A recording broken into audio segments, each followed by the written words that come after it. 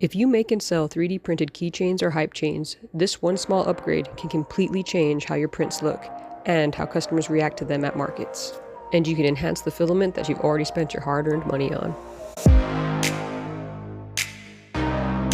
If you've been following along on my blog series, you'll know that I've been experimenting with using UV resin as a top coat on one of my keychain designs. Well, today we're taking that one step further and applying the UV resin top coat to our hype chain design, where we typically use a sparkle, glitter, or diamond filament on.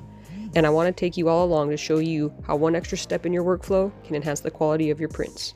We use sparkle and glitter filaments because they already look a lot better than the basic and matte PLA filaments on our designs. But even still, under normal lighting, it can feel a little flat. The sparkle is there, but it doesn't always catch from every angle. In our business, we also make and sell beaded jewelry, so we really want our other products on our table to shine and glisten just the same. Our original workflow for our hype chains was to have ironing on to give the medallion a smooth finish, but to leave ironing off for the links. Well, I ran a medallion without the ironing turned back on, and it left us with a rougher finish than we actually like to have. So that's where the UV resin top coat came into play for our hype chains. And I'm kind of glad we made the mistake because it ended up changing our actual end product. You don't need many tools to add this to your workflow. I use a small UV lamp with a built-in timer. I use the high viscosity clear UV resin for top coating. I use a silicone tipped tool, which could also be a makeup applicator, disposable gloves. I use a mask. And I also have an exhaust fan installed in the window right above me. And to protect my work surface, I have this silicone mat here as well. In the demonstration I'm about to show you, you'll see that I used a parchment paper for my surface covering, and I used a wooden pick to apply the actual resin. That's just what I had on hand, so it's what I used. I would suggest getting the silicone tools though, because those work so much better. So before I start, I make sure that my print surface is clean and free of any debris or any lint that might have settled on the surface. And then I apply a line of resin along the center of the letter lines, keeping away from any edges or any corners, just so that nothing floods over the edge. So I can use my tool to drag it out to the edges, but not to flood over the edges.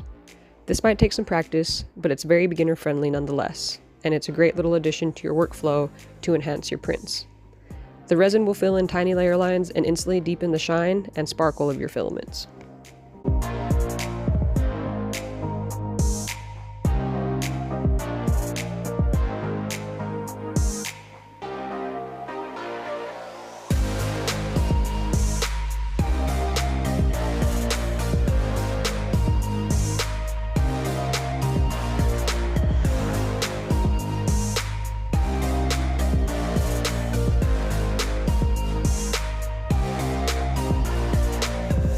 The skinnier letters definitely were a little bit more challenging to do than the wider letters, so if you're ever going over any skinny surfaces, make sure you have a really good light and a steady hand and can just kind of take your time to do those areas.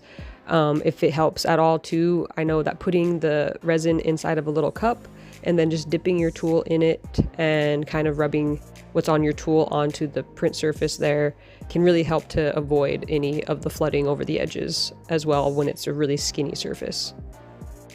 One more tool I forgot to mention is you will need a lighter of some sort, hopefully like a long nose lighter, like something you light barbecuers with. You just need to be able to pop all the little air bubbles on the surface of the resin. So you want to take the flame of a lighter and just kind of glaze over the top of it to pop any of those little air bubbles. So now it's time to cure it underneath the UV lamp. So I put mine down for 180 seconds and I run that about 3 times. I've learned that that tends to be about the best setting, about 6 minutes to harden this all the way. Once it's cured, it should be dry to the touch and ready to handle. And now this is where the real difference really shows. The sparkle isn't just brighter, it's deeper, light hits it from more angles, and the print just instantly looks more finished. At craft fairs and markets, shiny prints catch attention faster. So this small upgrade helps your product stand out from the other 3D printing businesses, especially when everyone's using the same popular filaments. The resin also adds a protective layer, which is great for keychains that get handled every day. It's one of those details that can justify a higher price point for a higher quality item. So if you're selling 3D prints and want them to look more premium without changing your setup, UV resin top coating is absolutely worth trying. So if you found any value in the video today, please hit that like button, drop a comment, and consider subscribing to the channel. I share behind-the-scenes vlogs in building our small at-home 3D printing and craft business, as well as tutorials and tips and tricks for 3D printing and growing a small business at home. I hope you guys enjoyed this one, and I'll see you guys in the next one.